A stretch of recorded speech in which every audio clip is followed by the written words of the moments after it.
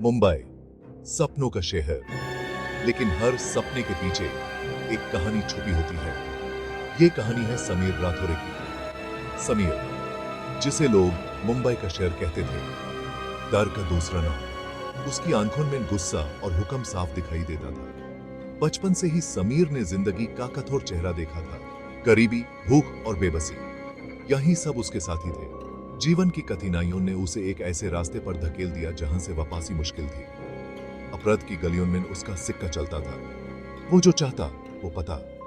Police भी उसके नाम से कांपती थी। लेकिन इस सब के पीछे एक खालीपन था, एक अधूरा पान, जिसे वो समझ नहीं पा रहा था। मुंबई की उसी भीड़ में एक छोटी सी दुनिया थी रिया की। रिया, जो एक किताबों की दुकान पर काम करती थी। किताबें ही उसकी दुनिया थी। हर पन्ने में वो एक नई दुनिया ढूंढ लेती थी। रिया की जिंदगी सरल थी। उसे अपनी किताबों से प्यार था, अपने काम से प्यार था। उसके सपने बड़े नहीं थे, बस एक छोटा सा घर जहां वो अपनी किताबों के साथ खुश रह सके।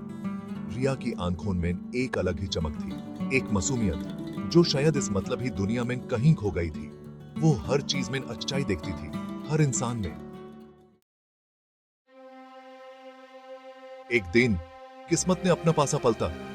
समीर का कदम रिया की किताबों की दुकान की तरफ बढ़ा। वो किताबें पढ़ने नहीं आया था, वो तो बस अपने एक साथी से मिलने आया था जो उस दुकान के पीछे छिपा था। रिया ने जब पहली बार समीर को देखा तो डर गई। उसकी आंखों में वो क्रोध, वो रौद्र रूप उसे डरा रहा था। लेकिन फिर उसने सोचा, शायद ये इंसान भी अंदर से बुरा नहीं होगा। समीर ने रिया से एक सिगरेट मांगी। रिया ने मना कर दिया। उसने कभी किसी को सिगरेट नहीं दी थी। समीर गुस्से से उसे घूरने लगा। लेकिन फिर उसने कुछ ऐसा देखा रिया की आंखों में जो उसने पहले कभी नहीं देखा था।